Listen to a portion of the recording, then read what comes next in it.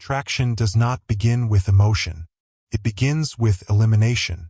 Before someone feels interest, desire, or connection, the brain is already discarding options. This happens automatically, silently, and without awareness. What most people call a feeling is not the cause of attraction. It is the result of a prior decision made by the nervous system. If attraction were a spontaneous emotion, it would be random. People would be drawn to the same faces, the same personalities, the same traits. That does not happen. Preferences vary sharply across individuals, cultures, and situations. Some people are instantly appealing to one person and completely invisible to another. A feeling cannot explain that level of consistency and selectivity. A mechanism can. This is the conflict most people never confront. They experience attraction as emotional, but attraction behaves like a system. It shows patterns, follows rules. It produces predictable outcomes across millions of interactions. And systems do not operate on emotion first. They operate on criteria. David M.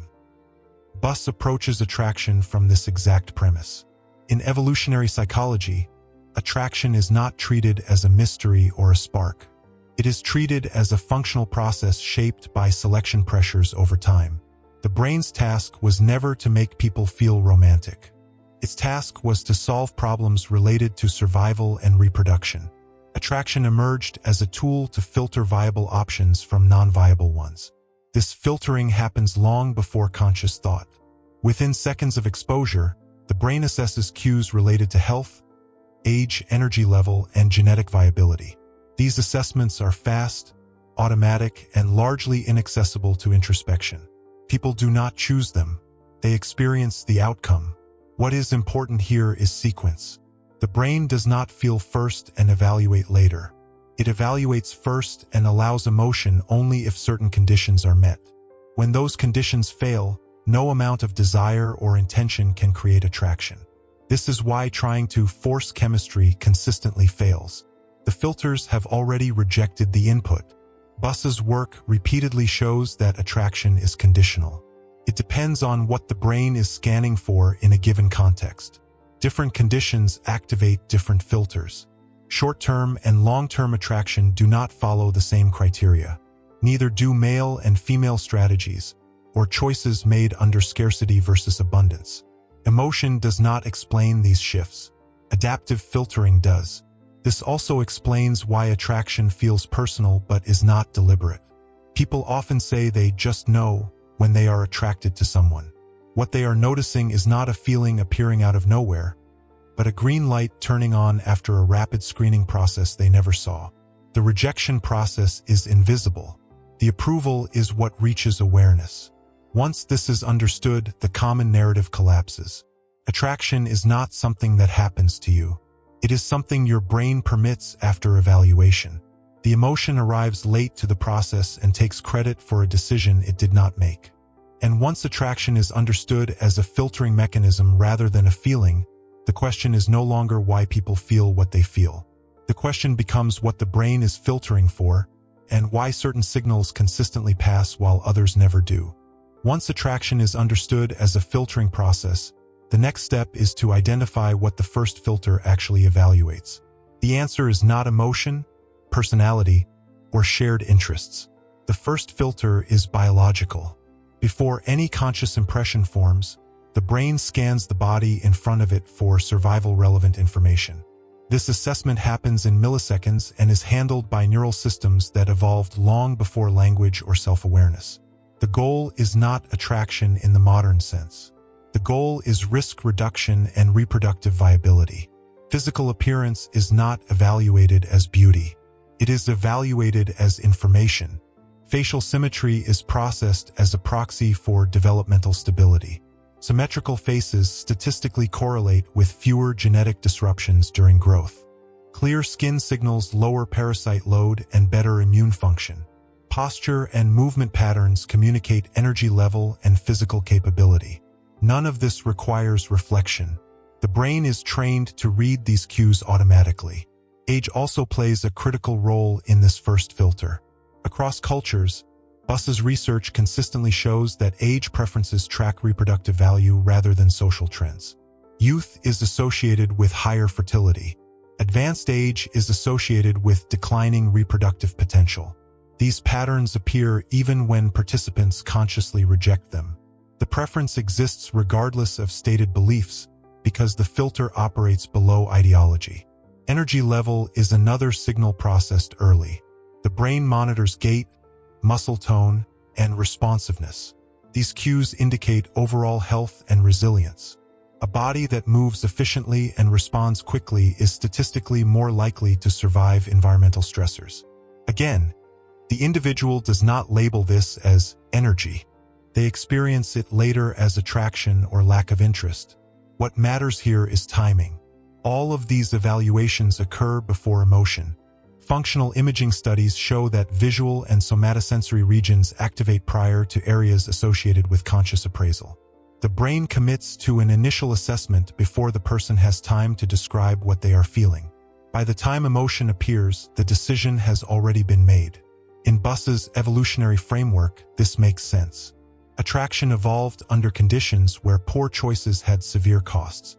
Choosing a partner with visible signs of illness, instability, or low reproductive potential reduced survival odds. The brain adapted by prioritizing fast, conservative screening over slow, reflective judgment. Speed mattered more than accuracy.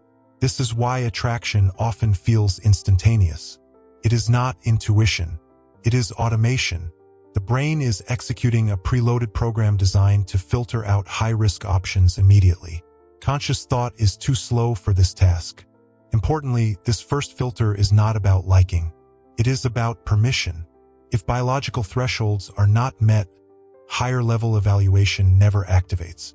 Personality, values, and emotional connection are irrelevant if the initial screening fails. They are not rejected. They are never considered. This also explains why people struggle to override attraction through logic. You cannot reason your way past a biological filter because it is not operating at the level of reason. It is operating at the level of pattern recognition shaped by evolutionary pressure. But biology alone does not complete the process. Passing the first filter does not guarantee attraction. It only allows the brain to continue evaluating.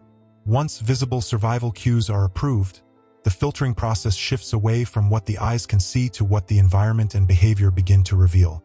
Once the biological filter is passed, the brain does not relax. It shifts focus. The evaluation moves from physical viability to social value. This second filter is not about appearance. It is about position. Humans evolved in groups. Survival depended on access to resources, protection, alliances, and information. Because of this, the brain developed mechanisms to assess where an individual stands within a social structure. Attraction became tied not only to the body, but to what that body could reliably provide over time. Status is one of the first variables assessed. Status does not mean wealth alone. It includes influence, respect from others, and the ability to shape outcomes. The brain observes how a person is treated by those around them. Deference, attention, and social responsiveness act as cues. These signals are processed quickly and often without conscious labeling. People rarely think, "This person has status." They simply feel more or less drawn. Competence is evaluated in parallel. This includes problem-solving ability, skill execution, and emotional regulation under pressure. From an evolutionary perspective, competence predicted survival. Individuals who could navigate uncertainty, make decisions, and adapt to change were more valuable long-term partners. Buss's research consistently links perceived competence to increased attraction, especially when long-term outcomes are relevant. Stability follows. The brain looks for predictability in behavior, lifestyle, and resource management. Erratic patterns increase risk. Consistent patterns reduce it. Stability does not require luxury. It requires reliability. A person who demonstrates control over their environment signals lower future cost. Reputation integrates all of these elements. Humans rely heavily on social information. The brain uses indirect data, how others speak about someone, how they are referenced, how conflicts around them unfold. This allows for faster filtering without direct exposure. Reputation functions as outsourced evaluation. This second filter also explains why attraction changes with context. BUS distinguishes between short-term and long-term mating strategies, each activating different criteria. In short-term contexts, immediate indicators of genetic quality and confidence carry more weight. In long-term contexts, stability, investment potential, and cooperation become dominant. The same individual can pass one filter and fail the other depending on the situation. Context matters because the brain does not evaluate in isolation. Compares. Social environments provide reference points.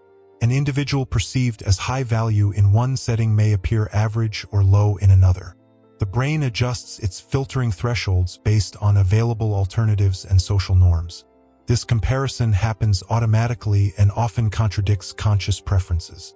This is why two people can react in opposite ways to the same individual. Their brains are not using the same weighting system. Personal history, current goals, and environmental pressure alter which traits are prioritized. Attraction feels subjective, but the underlying process is structured. What is critical is that emotion is still not in control. At this stage, the brain is calculating trade-offs. It is assessing cost, benefit, and risk across time. The output of this calculation determines whether the evaluation proceeds further. Only after social and strategic criteria are sufficiently met does the brain allow emotional attachment to activate. What people describe as chemistry is not spontaneous alignment. It is clearance granted after multiple filters approve. And even then, the process is not finished. The final stage determines whether attraction intensifies or collapses once interaction begins. By the time emotion appears, the decision has already been made. This is the point where popular explanations fail. People assume attraction begins with feeling and is later supported by reasons. In reality, emotion is granted access only after earlier filters approve. It is not the engine of attraction. It is a signal that the system has cleared an option. Neuroscience supports this sequence. Subcortical systems responsible for evaluation activate before regions associated with conscious emotional experience. The brain processes visual, behavioral, and contextual data first. Only when this information meets internal thresholds does the limbic response intensify. What reaches awareness feels sudden, but it is delayed. This delay is what people interpret as chemistry. Chemistry is not a cause. It is feedback. It reflects that biological and social criteria have aligned sufficiently to justify emotional investment. When people say they cannot explain why they feel drawn to someone, they are correct. The explanation exists, but it is not accessible to introspection. This also explains asymmetry in attraction. One person may feel strong emotion while the other feels nothing. The difference is not emotional openness or timing. It is filter alignment. One brain has cleared the option. The other has not. Emotion cannot override a failed evaluation. When filters reject, they do so quietly. The brain does not announce the rejection. It simply withholds emotional activation. This is why people struggle to identify the exact reason attraction is missing. There is no single cause to point to. The system has concluded that the cost outweighs the benefit and has ended the process. Insisting in these cases produces predictable outcomes. Effort increases, emotion intensifies on one side, and frustration grows. The rejecting brain does not respond because there is nothing to respond to. No additional data can compensate for failed thresholds. Attraction does not negotiate. BUS's framework makes this pattern clear. Attraction mechanisms evolve to be efficient, not fair. They are designed to conserve energy and avoid costly mistakes. Once rejection occurs at any filter, the system prevents further investment. This protects the individual from pursuing low-return options. People often misinterpret this as emotional damage or fear. In reality, it is functioning correctly. The brain is not confused. It is decisive. Conscious desire may resist this outcome, but conscious desire does not control the system. This also clarifies why self-improvement aimed at generating emotion often fails. Trying to provoke feelings without addressing the underlying filters is ineffective. Emotion is downstream. It responds to inputs.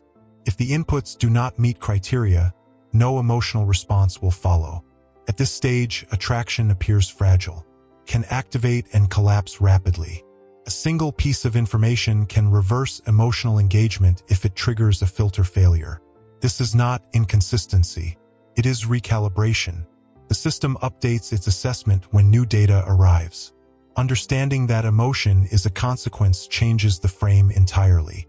Attraction is not something to chase or convince into existence. It is something that emerges when conditions are met and disappears when they are not. This makes the process predictable rather than mysterious. And once attraction is understood as a system that responds to signals instead of feelings, the final question is no longer why emotion appears, but how those signals can be realistically identified, adjusted, or avoided in the first place. If attraction operates as a filtering system, then the practical implication is simple. Emotion is not the lever. Signals are. The most common mistake people make is trying to generate attraction by increasing emotional output. They explain more, show more interest, invest more time, and display more vulnerability. None of these actions address the filters. When filters fail, additional emotion does not improve the outcome. It increases perceived cost. The correct approach begins with identification. Instead of asking why someone does not feel attracted, the more accurate question is which filter is blocking progression. Biological filters reject based on visible health cues, age alignment, and energy. Social filters reject based on perceived value, stability, competence, and context. Emotional absence is a symptom, not a cause. Adjustment only works upstream.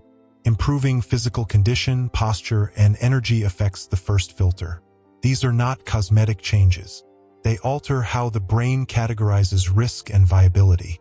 Small shifts in visible health cues can change whether evaluation continues at all. The second filter requires strategic positioning. Status is not claimed. It is inferred. Competence is not declared. It is observed. Stability is not promised. It is demonstrated through consistent behavior. Attempting to signal value verbally is ineffective because the brain discounts self-reported data. Observable patterns carry weight. Context must also be considered. Attraction does not exist in a vacuum. Environments alter filter sensitivity. Scarcity, abundance, competition, and social framing all change how traits are weighted. An individual who appears high value in one context may fail in another without changing anything internally. Selecting environments that align with existing strengths matters more than forcing fit. Equally important is recognition of non-viable paths. If filters repeatedly fail despite adjustment, the system is providing information. Persisting in those cases wastes cognitive and emotional resources. Buss's work emphasizes that attraction mechanisms evolved to optimize outcomes, not to reward persistence. Walking away is often the correct response, not a personal failure. This understanding also reframes rejection. Rejection is not a judgment of worth. It is a filtering outcome based on criteria that may have nothing to do with character or effort. Treating rejection as data rather than damage allows for recalibration instead of rumination. The same logic applies in reverse. When attraction is present, it should be interpreted cautiously. Emotional intensity does not guarantee long-term alignment. Passing early filters does not ensure passing later ones. Continued evaluation is normal and adaptive. This prevents overinvestment before sufficient information is available. What this framework ultimately provides is control over behavior, not outcomes. You cannot force attraction, but you can stop acting in ways that violate how attraction actually works. You can align signals with the filters that matter and disengage from strategies that rely on emotion alone. David M. Buss's contribution is not that attraction can be engineered, but that it can be understood. Once the process is clear, confusion disappears. Attraction stops feeling random and starts behaving like the system it has always been.